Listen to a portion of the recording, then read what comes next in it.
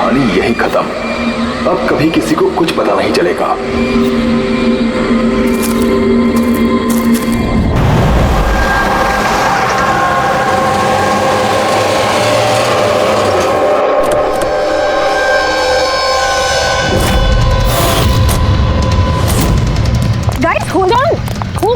कोई मुझे बताएगा? You guys don't understand. You know ना सिचुएशन क्या चल रही है। पापा और भाई दोनों फोन नहीं उठा रहे। पापा, रे, प्लीज दरवाजा खोलो। करण देखो ना, कोई दरवाजा ही नहीं खोल रहा है। पापा, मिथुन काका, रे, मिथुन काका। Oh my God, रे। Oh, my bro. He's no more.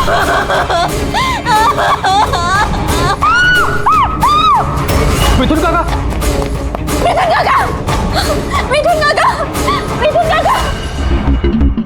बेहोश।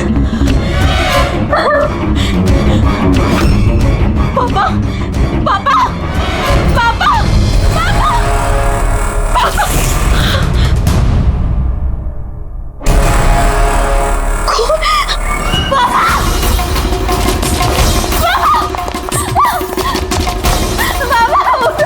देखो ना जरा पापा को क्या।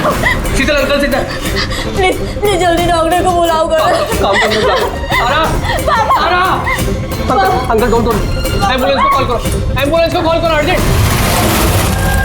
शीतल, जब तुम वहाँ खंडाला में थी तब ये सब हुआ? हाँ जी सर, एक्चुअली वहाँ हमारी प्रॉपर्टी को लेके कुछ प्रॉब्लम्स चल रही थी, इसीलिए मैं और करण वहाँ गए थे।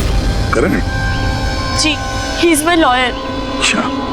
सर वो लैंड शीतल के नाम पे थी, इसलिए उसे वहाँ होना ही था। यस सर, बहुत इम्पोर्टेंट मीटिंग थी। आप? She is Tara, my assistant.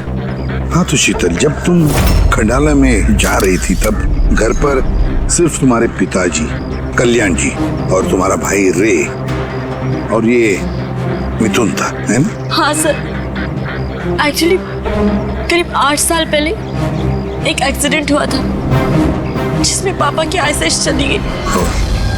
पापा देख नहीं सकते और मिथुन काका उनका अकेले ध्यान नहीं रख पाएंगे, इसलिए रे वो यहीं रुक गया। मुझे उन दोनों को अकेले छोड़ना ही नहीं चाहिए था।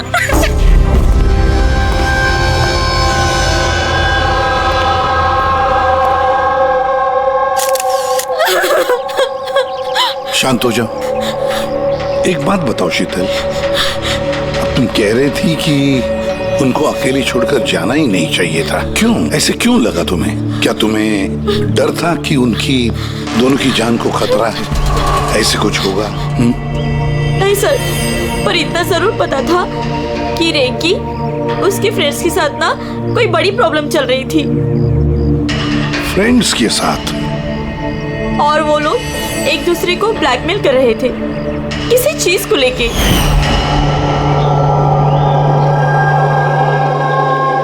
तू ऐसा हम लोग साथ कैसे कर सकता है? एक बार फिर से सोच ले रे, अगर यही तेरा फाइनल डिसीजन है तो जानता है कि क्या होगा। आई डोंट केयर, मैं तो सिर्फ सही टाइम का वेट कर रहा हूँ। पर अगर किसी को कुछ पता चल गया तो? तुम पागल हो गई हो क्या? अगर तुम ऐसे बिहेव करती रहोगी तो श्योरली किसी ना किसी को तो डाउट हो ही जाएगा। गाइस, अगर हम कंट्रोल में हैं तो वी आर सेफ। गाइस, तुम लोग अपना देख लो, मुझे ऑनेस्टली नहीं पता है कि मैं क्या करने वाला हूँ।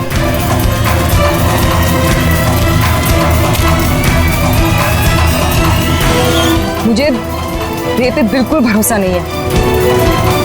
I can't trust him. अगर इसका मुंह खुला तो हम सब फंसेंगे, उससे पहले इसका मुंह बंद करना पड़ेगा। शीतल, जो भी तुम्हारे भाई के साथ हुआ उसका बहुत दुख होता है। I am so sorry. एक बार तुम्हारे पिताजी को होश आ जाए ना तो सारी बातें साफ हो जाएगी। वैसे मिथुन, कल रात तुम यहीं पर थे ना? क्या हुआ क्या, जरा ठीक से बताओ। शरीर पे कोई बड़ा घाव नहीं है, बस छोटी मोटी चोटें हैं, लेकिन हाँ फ्रैक्चर थोड़े ज्यादा है। समझ में नहीं आ रहा है इसकी मौत हुई कैसे? मैं अपना काम कर रहा था, अचानक लाइट चली गई और किसी ने मेरा मुंह बंद कर दिया। मैं बेहोश हो गया साहब। जब आँख खुली तो आप सामने थे। बाकी को कुछ याद नहीं आ रहा सर। ठीक है, रो मत।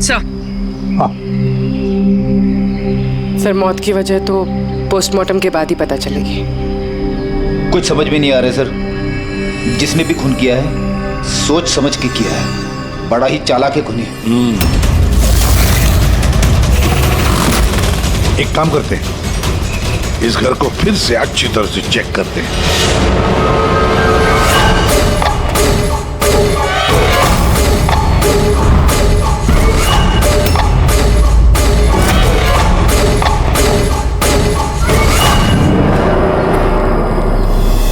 ग्लास तोड़कर अंदर घुसा है घर के अंदर।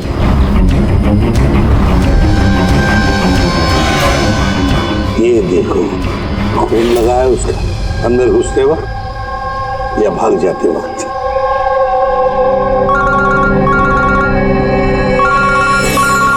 हेलो, एसीपी प्रद्युमन है। अच्छा, कल्याण जी को होश आ गया?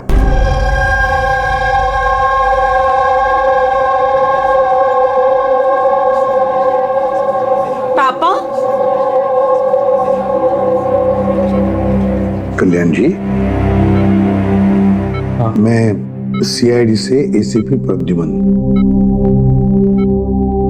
आप मुझे बता सकते हैं क्या हुआ? मैं अपने घर पर था, मुझे तो सिर्फ आवाजें सुनाई देती। रे जोर जोर से चिल्ला रहा था, चीजें यहाँ वहां फेंकी जा रही थी, बहुत शोर था, पता नहीं क्या क्या हो रहा था। और फिर सडनली बाएं हाथ से कोई भागकर आया और उसने मुझे चाकू मार दिया, शायद बाएं हाथ से। और इससे पहले कि मैं रे को कुछ रे कहा? रे ठीक तो है? शीतल, शीतल, शीतल तुम कुछ बोल क्यों नहीं रही? हे भगवान, हे भगवान।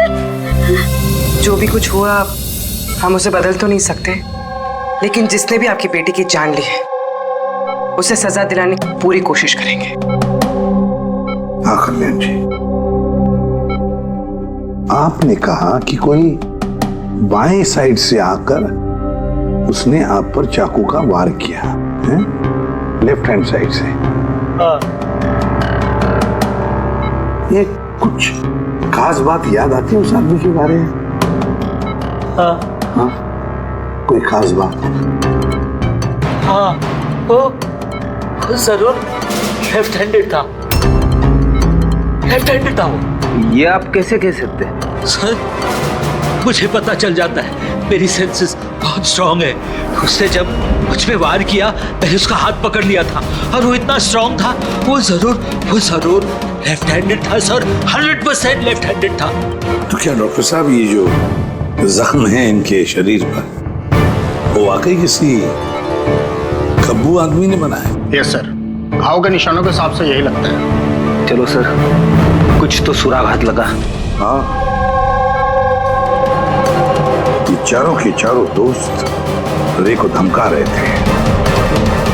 गड़बड़ है, कुछ न कुछ तो गड़बड़ जरूर है इन चारों में। तनिषा, अंकिता, विवान और सैम। उठाओ इन चारों को, उठाओ।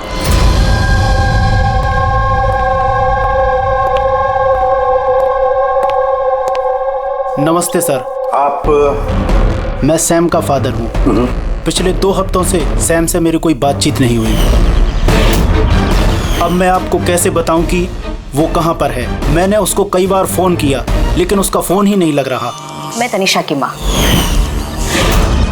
अब उससे फोन करके मैं क्या पूछूं? कि तनिषा ने खुद मुझे कहा था कि वो अपनी हॉलीडे एक्सटेंड कर रही है। कुछ दिन वो फ्रांस में रहना चाहती है। और मैं अंकिता का भाई हूँ, just for name sec. Sir dad को बातों में फंसाकर 80% प्रॉपर्टी उसने अपने नाम पर कर ली। मैं क्यों फिक्र करूं सर उसके बारे में? सर मैं अंकिता के बारे में कुछ नहीं जानता। हाँ sir, what I just know is sir वो 2 हफ्ते पहले दिल्ली गई हुई थी कुछ मार्शल आर्ट कैंप के लिए। जी सर मैं विवान का फ्रेंड। उसके डैड के पास इतना पैसा है कि वो घूमता रहता है, होगा कहीं हॉलीडे पे। मतलब ये चारों पिछले 2 हफ्तों से शहर से बाहर है और आप में से कोई भी उनके टच में नहीं है। ठीक है, थैंक यू वेरी मच। आप लोग जा सकते हैं। अगर जरूरत पड़े तो आप लोगों को हम फिर से बुला लेंगे। Thank you. जरा 1 मिनट, क्या आप बता सकते हैं कि सैम, तनिषा, विवान और अंकिता इन चारों में से कोई लेफ्ट हैंडेड है? कब्बू है? हाँ सर, मेरा बेटा सैम लेफ्टी है। अच्छा, क्यों सर? नहीं नहीं, ऐसे ही ऐसे ही। हाँ, आप लोग जा सकते हैं। Thank you.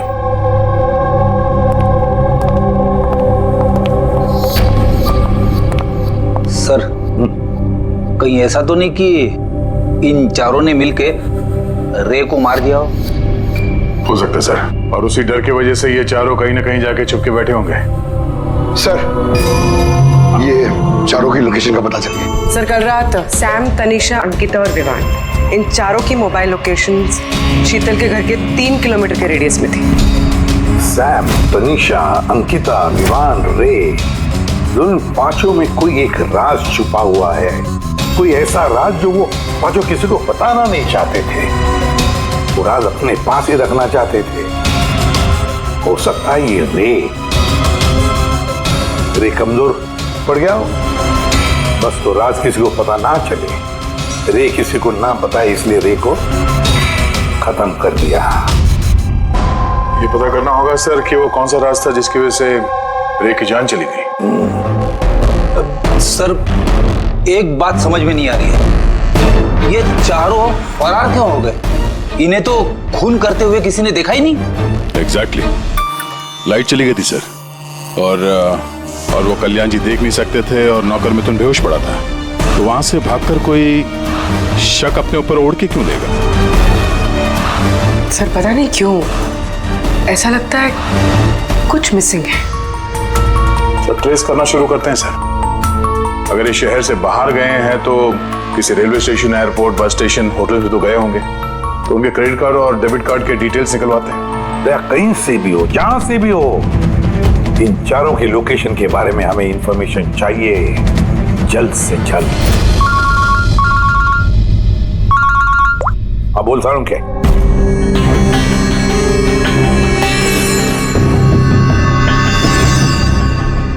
यार सारुण के तूने इस कंकाल पे ये रेड मार्क्स क्यों किए?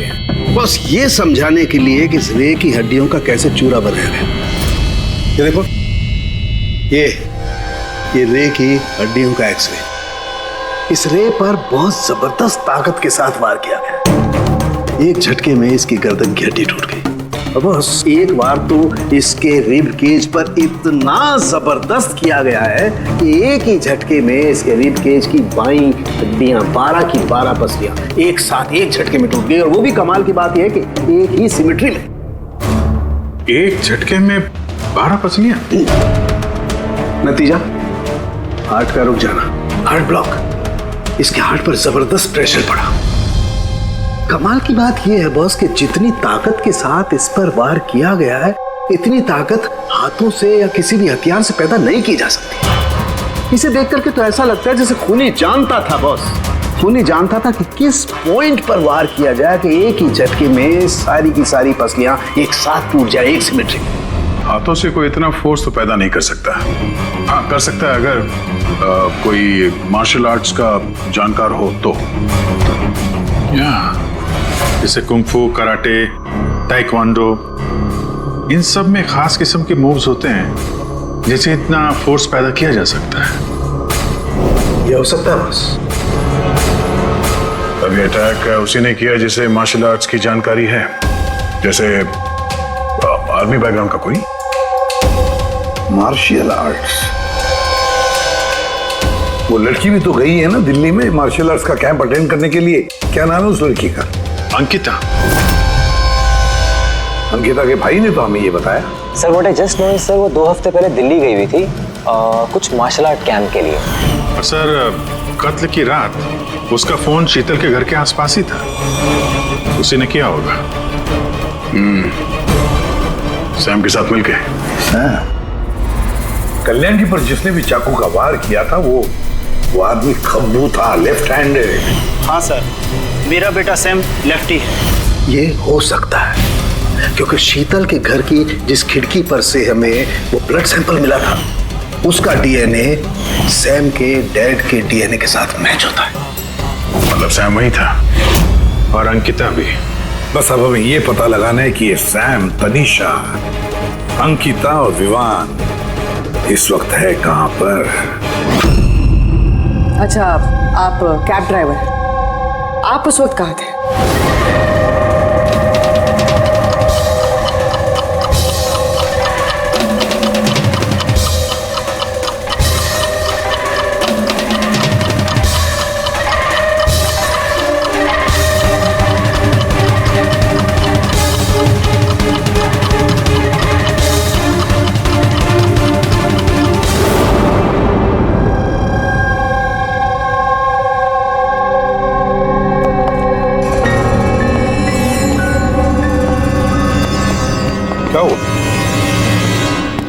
सर, सैम एक टूरिस्ट टैक्सी लेकर पूना चला गया। टैक्सी ने जहाँ उसे ड्रॉप किया उसका एड्रेस थोड़ी देर में मिल जाएगा। सर पिछले 24 घंटे में ये तनीषा ने पंचगनी में अपना एटीएम कार्ड 3 बार यूज किया सर। ये अंकिता तो बड़ी अजीब है। दिसंबर 2017 में इसने बोरिवली के ज्वाला डी मार्केट से 5 सिम कार्ड खरीदे थे। हाँ सर, ये वही जगह है जहाँ पे यूज सिम कार्ड मिलते हैं। और सर ये सब के सब 10 दिसंबर 2017 को महाबलेश्वर गए थे और 14 दिसंबर को लौटे। सर इन्हें लग रहा था कि इन्हें कोई पकड़ेगा नहीं, लेकिन इनसे एक गलती हो। ये जो अंकिता है सर, इसने जो सिम कार्ड्स लिए थे उसकी लोकेशन हमें महाबलेश्वर से 15 किलोमीटर आगे हाउस होल्ड में मिली। हाँ, brilliant job, absolutely brilliant job. बस अब नाउ नो वेस्टिंग टाइम, हम टीम बनाते हैं और काम शुरू करते हैं। लेकिन सर 5 सिम कार्ड, वो भी यूज्ड, कर क्या रहे हैं ये लोग? जो भी कर रहे हैं करने दो, पर पछताएंगे जरूर, बहुत पछताएंगे।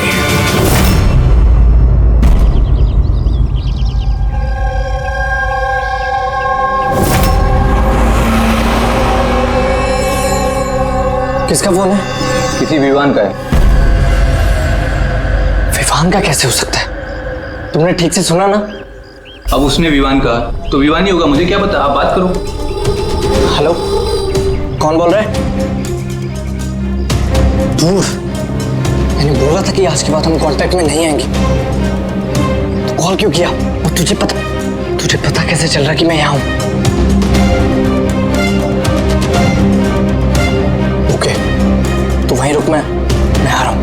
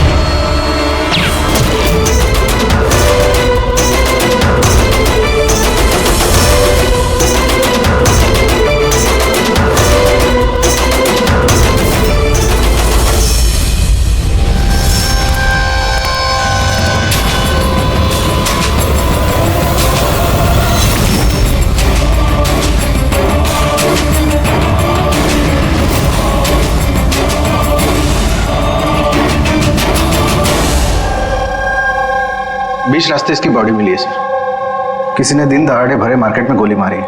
लॉन्ग डिस्टेंस शॉट था, ऑब्वियसली स्नाइपर होगा। स्नाइपर लॉन्ग डिस्टेंस से गोली चलाई, मतलब किसी को पता भी नहीं चला होगा कि गोली चली कहां से और फिर गोली चलाई किसने। Anyway, thank you very much. जी सर हम लोग तनीषा तक पहुंचने ही वाले थे कि किसी ने इसे भी मार दिया। वही तो सर, ये इत्तेफाक तो नहीं हो सकता सर।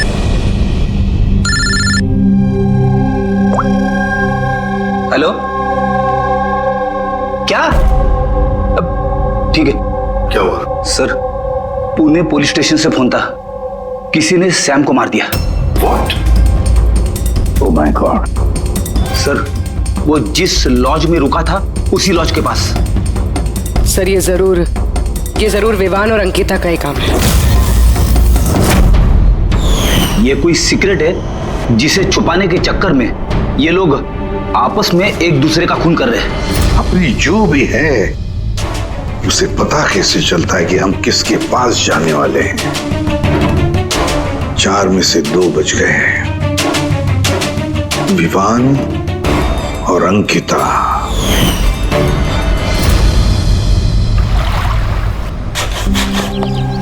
सबसे तो नहीं, मैं अंकिता से मिला था, उससे बात हुई थी मेरी।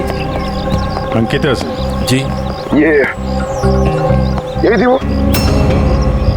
हाँ, ये वही लड़की है, इसी ने मुझे पेमेंट दिया था, 2 दिन के 20,000 रुपए। 2 दिन के 20,000 वो मान गए?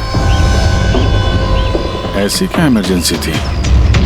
अच्छा, उन 2 दिनों में आपने उनसे या उनके ग्रुप के बाकी लोगों से मिले थे?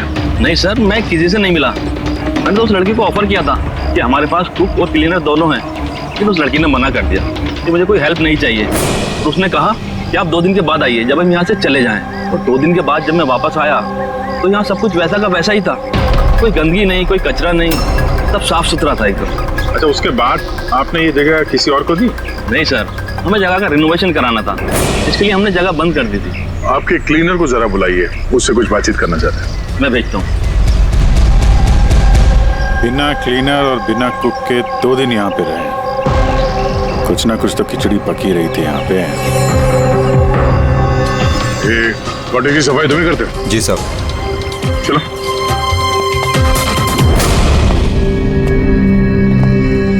अच्छा, जब वो 5 लोग यहाँ से गए, उसके बाद जब तुमने यहाँ की साफ सफाई की तो कुछ मिला इधर उधर या कुछ अजीब लगा तुम्हें? नहीं सर, वो लोग तो बहुत अच्छे थे, जाने से पहले पूरी जगह को एकदम चकाचक साफ करके गए। पता नहीं कौन सा साबुन, क्या डिटर्जेंट यूज किया, पूरा घर चमका दिया था। अरे वाह, हाँ सफाई हो रही है। ये कौन सा डिटर्जेंट है मैडम जी? अरे कुछ नहीं, वो रात को पार्टी हुई थी ना तो ज्यादा गंदा हो गया है। तुम जाओ, हम कर लेंगे। एक मिनट। ये लो, ये लेके जाओ। हाँ, जाओ।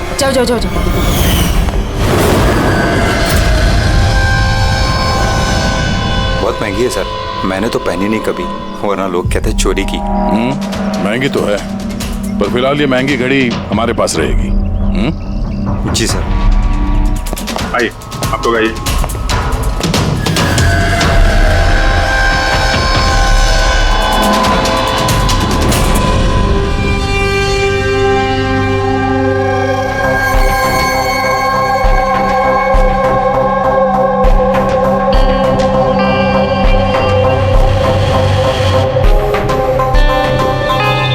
सर, सैम, तनीषा और रे तीनों का तो मर्डर हो गया है। अब बचे विवान और अंकिता। खूनी इन दोनों में से ही कोई हो सकता है। ये विवान ही होगा, उसी ने सैम को फोन करके लॉज के बाहर बुलाया था।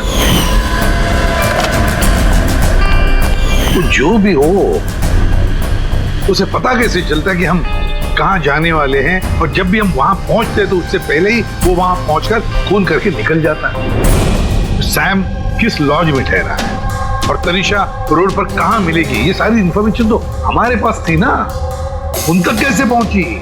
सर, शायद वो लोग एक दूसरे के कांटेक्ट में हो। नहीं पूर्वी, बिल्कुल नहीं, क्योंकि लॉज के मालिक ने बताया कि सैम को जब विवान का फोन आया तो सैम को झटका लग गया। मैंने बोला था कि आज के बाद हम कांटेक्ट में नहीं आएंगे। कॉल क्यों किया? बॉस, क्राइम सीन पर ये जो शोपीस मिला है, इस पर ऑक्सीजन प्रोड्यूसिंग डिटर्जेंट मिला है। इसे ऑक्सीजन प्रोड्यूसिंग डिटर्जेंट से साफ किया गया है। ये क्या है? रेडी एक ऐसा डिटर्जेंट होता है जिससे सारे के सारे एविडेंस एकदम साफ किए जा सकते हैं, खून के निशान तक। हमें कोई डीएनए नहीं मिल सकता। मतलब सर ये हॉलिडे होम में खून हुआ था? एग्जैक्टली। और हाँ, ये घड़ी, इस पर अलग अलग लोगों की उंगलियों के निशान तो हैं ही, साथ ही इस पे मुझे किसी का डीएनए भी मिला है। तो शायद रे इसी खून का पर्दाफाश करने वाला होगा। पूर्व एक काम करो, ब्यूरो में जाओ, खून की रिपोर्ट्स चेक करो, मिसिंग पर्संस की रिपोर्ट्स चेक करो, देखो किसी भी रिपोर्ट में इस घड़ी का जिक्र किया है क्या। यार इन 5 में से बचे हैं 2, विवान और अंकिता। अगर खूनी विवान या अंकिता को कांटेक्ट करना चाहे तो फिर वो जो 5 यूज्ड सिम कार्ड्स है ना, वो इनके पास होंगे। उन्हीं में से किसी नंबर पर वो फोन करेगा, है ना? वो नंबर ट्रैक करते हैं। सर, तनीषा का खून हुआ पंचगनी में, सैम का खून हुआ पुणे में। दोनों जगहें 100 किलोमीटर दूर, जबकि खून हुए सेम टाइम पे। और एक ही टाइम पे कोई 2 जगहों पे कैसे हो सकता सर? कोई तो है जो इस प्लान में शामिल है। मान लिया दया कि कोई और है इस खूनी के साथ। एक बार ये विवान और अंकिता हमारे पंजे में आ जाए ना, तब सारे सवालों का जवाब मिल जाएगा। एक काम करो अभिजीत, साइबर डिवीजन से एक हैकर को बुला दो।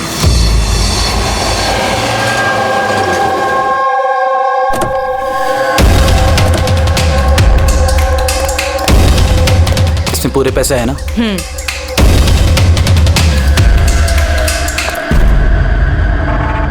एक मिसिंग रिपोर्ट तो दर्ज हुई है जिसमें इस घड़ी के बारे में लिखा हुआ है। कोई रणधीर कुमार नाम का एनआरआई था। कब फाइल हुई थी ये रिपोर्ट? 6 दिसंबर 2017। कोई करण जोशी ने फाइल की थी। जी ये देखिए।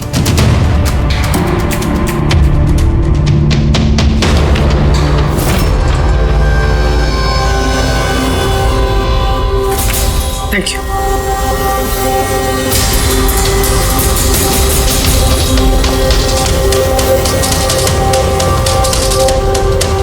कहीं उन लोगों ने इस रणधीर को तो नहीं मार डाला?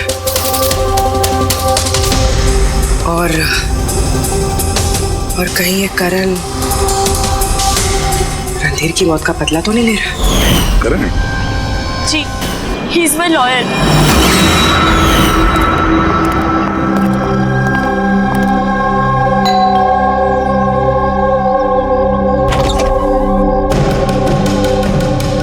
Good to see you. I hope इसमें पैसे पूरे हो गए। हाँ, पूरे पैसे हैं। आओ अंदर। देखो, हम लोग जहां भी जाते हैं उससे पहले खूनी को कैसे पता चल जाता है? मे बी आप लोगों की लोकेशन कोई ट्रैक कर रहा था। You mean GPS tracker? जी। Cell phone? Yes sir. एक काम करो, तो हमारे सेल फोन चेक करो।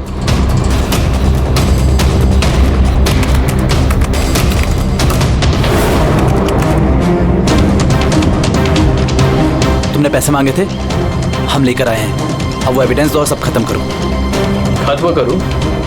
जैसे तुम लोगों ने रणधीर को खत्म किया था। करण, हमें सबूत दो। देता हूं, लेकिन उससे पहले मैं तुम्हें किसी से मिलाना चाहता हूं। कौन? बुलाता हूं।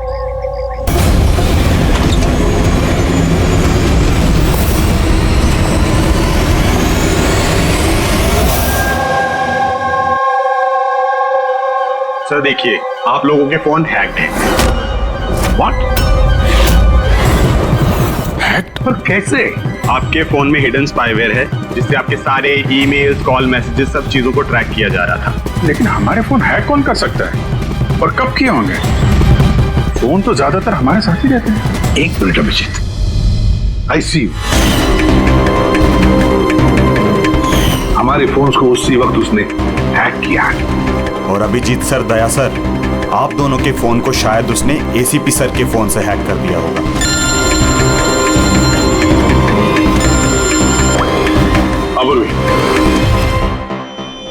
करण, मरने वाले से रिलेटेड है?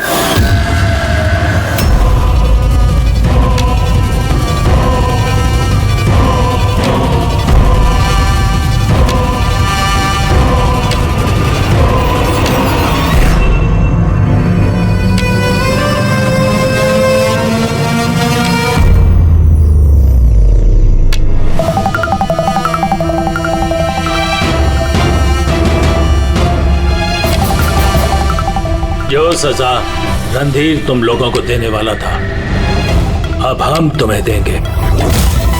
जैसे सैम,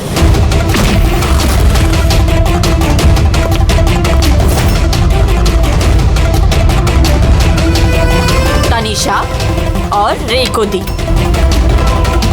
अब तुम दोनों की बारी है। तभी रणधीर की आत्मा को शांति मिलेगी।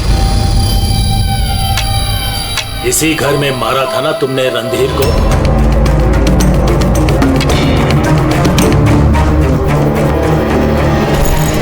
करण,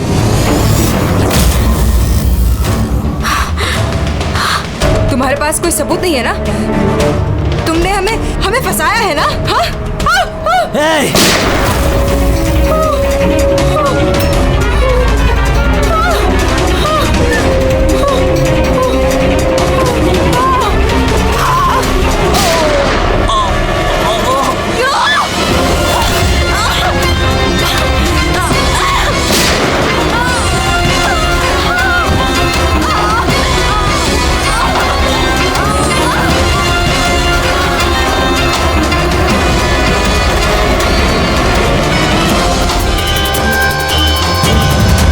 तुम्हें क्या मालूम? तुम तो देख भी नहीं सकते, पर मानना तो पड़ेगा। बस यही प्रॉब्लम है आजकल के तुम जैसे नौजवानों की। बहुत जल्दी होती है तुम जैसे आजकल के नौजवानों को किसी भी नतीजे पे पहुंचने के लिए। ये पकड़ो। कौन कहता है कि तुम्हें देखने के लिए मुझे नजरों की जरूरत है?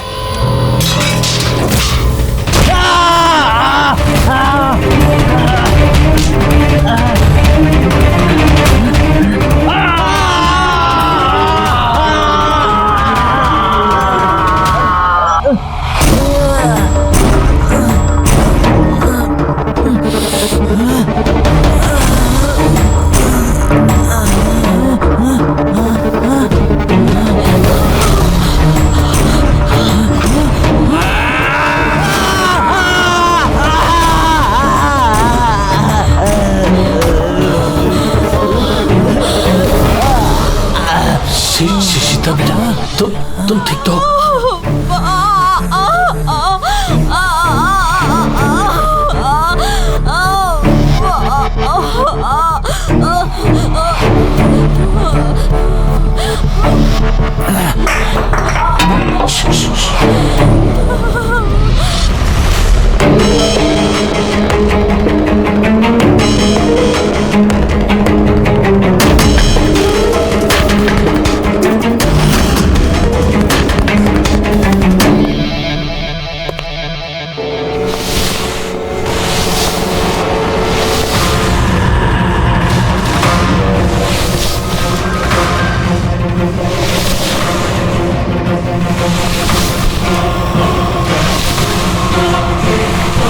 बरसों से मैं स्पेशल फोर्सेस में था। दुश्मनों को तो मैं चुटकी भर में सूंघ कर निकाल देता था। फिर तुम तो बच्चे हो।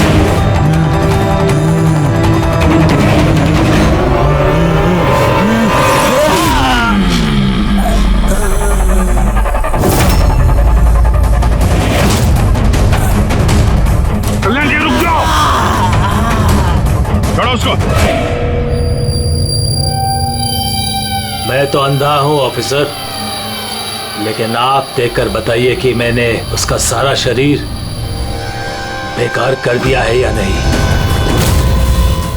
या तुम एक और।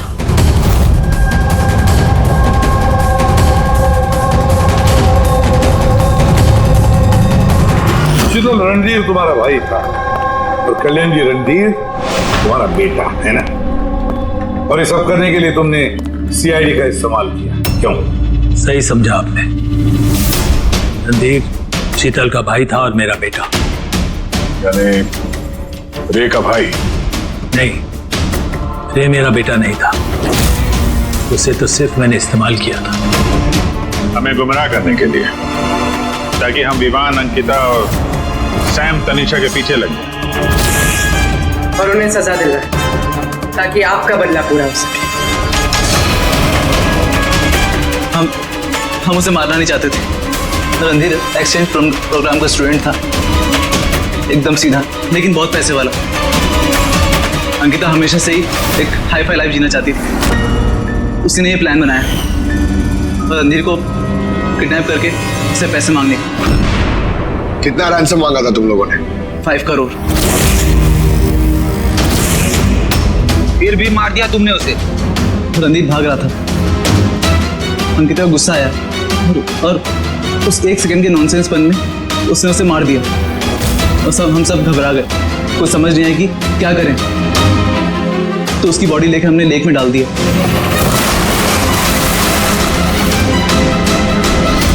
रे को ये बात हजम नहीं हुई है, और यहीं पर तुम्हारा प्लान गड़बड़ हो गया।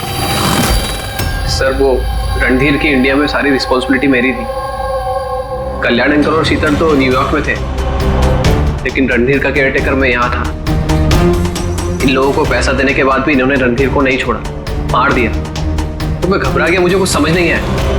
फिर एक दिन रे का कॉल आया। मुझे बिलीव नहीं हो रहा है कि हमने उसको। I'm sorry uncle. कुछ नहीं होगा तुम्हें, तुम सिर्फ हमें बता दो कि बाकी के दोस्त लोग कहाँ हैं। अंकल वो सब बाहर चले गए जब तक ये रणधीर का केस सॉल्व नहीं हो जाएगा ना। अंकल वो वापस नहीं आएंगे। कहाँ है वो? मुझे उस बारे में कुछ भी नहीं पता। रे तो हमारे पास था ही, बस उन चारों को पकड़ना था, और ये काम हम अकेले नहीं कर सकते थे। तो इसीलिए तुमने हमारा इस्तेमाल किया, क्यों? रे से सारी इंफॉर्मेशन निकालने के बाद तुम लोगों ने उसे एक दर्दनाक मौत दी, ताकि हम लोग वो केस इन्वेस्टिगेट करें और ये सारी कहानी निकल के सामने आए। साथ में हमें सारे एविडेंसेस दे दिए, उन चारों के मोबाइल नंबर्स, और सैम जिस पैथोलॉजी लैब में काम करता था वहां से उसके ब्लड सैंपल मंगवा दिया। हम सबके फोन्स हैक किए। काफी अच्छी प्लानिंग थी, लेकिन एक बात भूल गए तुम, सजा देने का काम तुम्हारा नहीं, कानून का है। रणधीर की मौत का बदला तो तुमने ले लिया, लेकिन सजा अपने आप को दी है, अपने आप को।